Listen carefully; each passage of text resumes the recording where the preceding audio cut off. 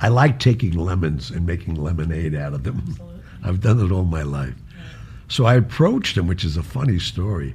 I said, Mr. Rabinowitz, my name is Gianni Russo. I said, I'd like to expand your business. And he looked down at me. You want to do what? I said, I'm going to expand your business. So he called his brother, Morris, come here. We got a guy who wants to expand our business. So, and he was humoring me, obviously, but I was getting a little pissed off, to be honest with you. But I said, do you hear me out? He said, okay, let me hear. I said, you give me, I give nothing to nobody, give. He wants me to give, Morris. I said, please, what I'm saying to you, my grandfather told me a long time ago, look a man in the eye, shake his hand, and your word is your bond. Here's what I'd like. I'm going to say the word again. Give me 50 pence. Tomorrow I'll be back. If 20 are missing, I'll pay you for the 20. I always want to go to the street with 50 pence.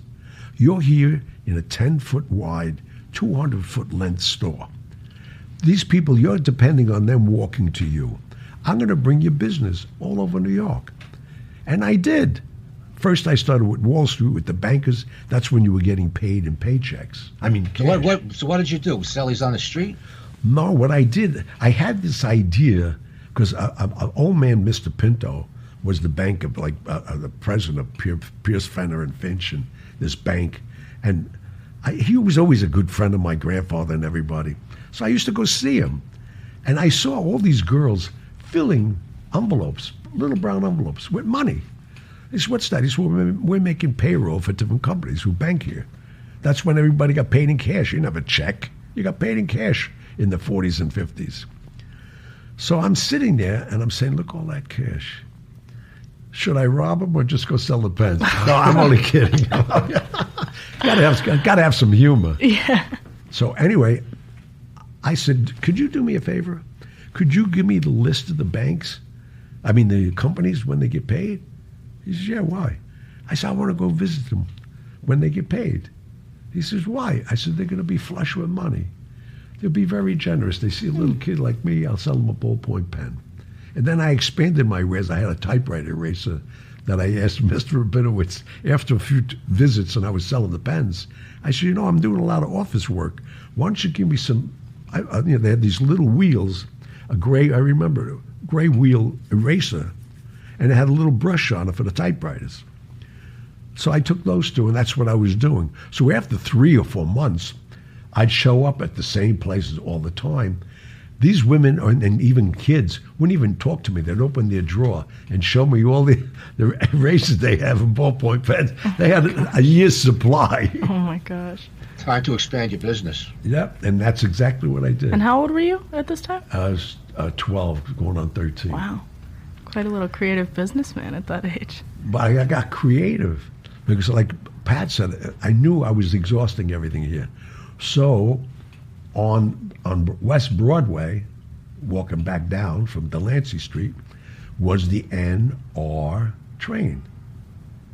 And it said Uptown. And that Uptown hit me in the head. That'd be better than downtown, right? Yeah, hello. So I went Uptown, and I got off on 59th Street. Oh.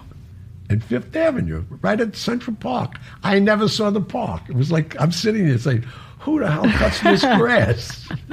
A couple of 100 acres in the middle of New York. I loved it. So with that, I started hanging outside the Sherry Netherlands Hotel. Because everybody, I never saw people dressed like that.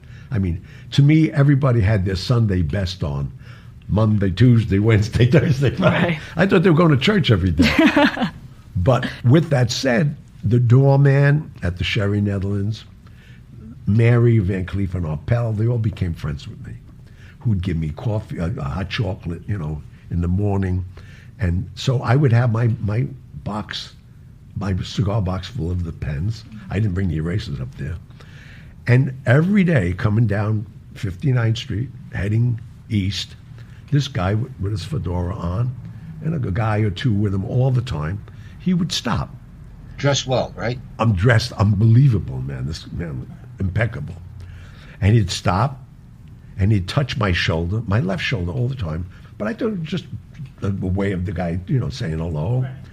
And he said, what do you got there, boy? I said, I've got ballpoint pens. He said, you're kidding me. He said, you selling these pens? I said, yeah. He said, how much you want for them? I said, anything you want to give me. So he gave me $1, never took a pen. Every day I couldn't wait for this guy. Sometimes he'd give me $5. And this went on and on and on. And then eventually he said to me, what's your name? I said, Gianni. He said, oh, really? He says, what's your last name? I said, Russo. He said, who is Angelo Russo to you? Angelo Russo. I said, that's my great uncle. It's my grandfather's brother in Sicily. He says, really? He says, when's the last time you saw him? I saw him. He died in 47. What, are you kidding me? So he really knew that I knew. So he looks at the guy with him, which I found out later on was his bodyguard, Blackie.